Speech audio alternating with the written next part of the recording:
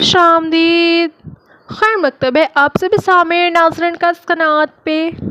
आज के इस वीडियो में हम पढ़ेंगे सेमेस्टर 4 उर्दू जैसे 5 की तीसरी यूनिट की ऑब्जेक्टिव क्वेश्चंस। इससे पहले हम यूनिट 1 और 2 के ऑब्जेक्टिव क्वेश्चंस को लिए थे, आज हम दूसरी यूनिट की पढ़ेंगे। इससे पहले मैं एक बात बता दूं, ऑब्जेक्टिव क्वेश्चंस जो होते हैं वो आपके हथियार की तरह होते हैं। आप उसमें ज़रा सा मेहनत से पूरे नंबर ला सकते हैं। देखिए, आप किसी भी यूनिट किसी भी टॉपिक के ऑब्जेक्टिव क्वेश्चंस बनाने से पहले आप उसकी कहानी को, उसके टॉपिक को समझा करें। आप समझ जाएंगे, आप उसकी कहानी को जान लेंगे तो आपको ऑब्जेक्टिव याद करना नहीं पड़ेगा। आप उसको प्रैक्टिस करेंगे और जो दो चार गलतियां होंगी आप उसका सही जवाब देखकर रिवीजन कर लेंगे। आपको कहानी मालूम होनी बेहद ज़रूरी है। इससे आपको ऑब्जेक्टिव को भी याद नहीं करना पड़ेगा और आपको कभी गलत नहीं होगा। मेरी सलाह है कि आप कभी भी कोई भी ऑब्जेक्टिव पढ़ें तो आप उसको याद ना करें, आप उसका टॉपिक को पढ़ के समझें और इसके बाद उसको बनाएं। और जो बनाने वक्त जो गलती हो उसको आप समझ के उसको आप सही जवाब देखकर उस जहन में बैठा लें कि उसका सही जवाब क्या है। आइए हम अपने सबक को पढ़ते हैं। पहला सवाल है, मीर अनीस का पूरा नाम क्या था? जवाब है मीर बब्बर अली। मीर अनीस की पैदाइश कब हुई? जवाब है ऑप्शन बी 1803 ईस्वी। मीर अनीस किस सिन्फ शायरी के लिए मशहूर थे? जवाब है ऑप्शन सी मरसिया।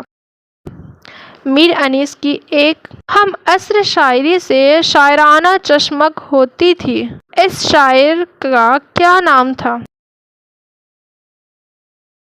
जवाब है ऑप्शन ए मीर दबीर। मीर अनीस की पैदाइश कहाँ हुई? जवाब है ऑप्शन सी फैजाबाद, जिसे आज हम अयोध्या के नाम से जानते हैं। आगे सवाल है, मीर अनीस के वालिद का क्या नाम था? जवाब है ऑप्शन बी मीर मुस्तहन खलीक। आगे सवाल है, कौन बड़े मसनवी निगार मीर अनीस के दादा थे? जवाब है ऑप्शन ए मीर हसन। आगे सवाल है, कितने साल की उम्र में मीर अनीस अपने वालिद के साथ लखनऊ चले गए? जवाब है ऑप्शन सी 17 साल। आगे सवाल है, तो मर्शिया गोई के लिए कौन सी हयात इख्तियार की गई?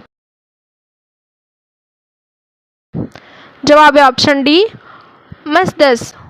आगे सवाल है, उर्दू के पहले मर्शिया का नाम बताएं। जवाब है ऑप्शन बी नौसरहार। आगे सवाल है, मर्शिया नौसरहार के शायर कौन थे? जवाब है ऑप्शन सी अशरफ बयाबानी। मीर अनीस ने किस उम्र में शायरी शुरू की? जवाब है ऑप्शन ए 12 साल। आगे सवाल है, इब्तदा में मीर अनीस का तखल्लुस क्या था? जवाब है ऑप्शन सी हज़ेब। आगे सवाल है, मीर अनीस की वफ़ात कब हुई? जवाब है ऑप्शन बी 1874 ईस्वी। आगे सवाल है, जब करबला में डैश शाहदीन हुआ, इस मिसरे को खाली जगह को मुनासिब लफ्ज़ से पूरा कीजिए। जवाब है ऑप्शन ए दाखिला। जब करबला में दाखिला शाहदीन हुआ। आगे सवाल है, इनमें से कौन शायर मर्शिया निगार के लिए मशहूर है? जवाब है ऑप्शन बी मीर अनीस। आगे सवाल है, मीर अनीस का ताल्लुक किस दबिस्तान से है? जवाब है ऑप्शन सी लखनऊ। आगे सवाल है, मर्शिया नौसरहार कब लिखी गई? जवाब है ऑप्शन बी 1503 ईस्वी। इनमें से कौन सा जज्म मर्शिया से ताल्लुक़ रखता है? जवाब है ऑप्शन डी बैन। आगे सवाल है, चेहरा, सरापा और रुखसत किस सिन्फ शायरी से मुताल्लिक है?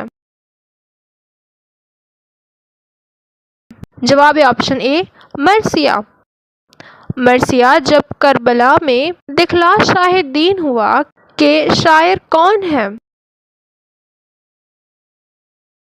जवाब है ऑप्शन बी मीर अनीस। आगे सवाल है, मरसिया की तमहीद को क्या कहते हैं?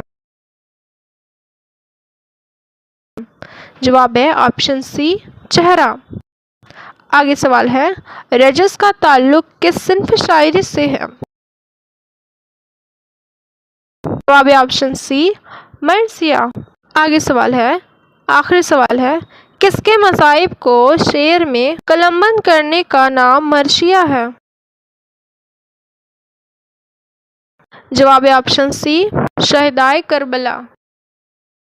इनमें से कौन सा जज्म मरसिया से ताल्लुक रखता है? जवाब है ऑप्शन डी बैन। आगे सवाल है, चेहरा, सरापा और रुखसत किस सिन्फ शायरी से मुताल्लिक है? जवाब है ऑप्शन ए मरसिया।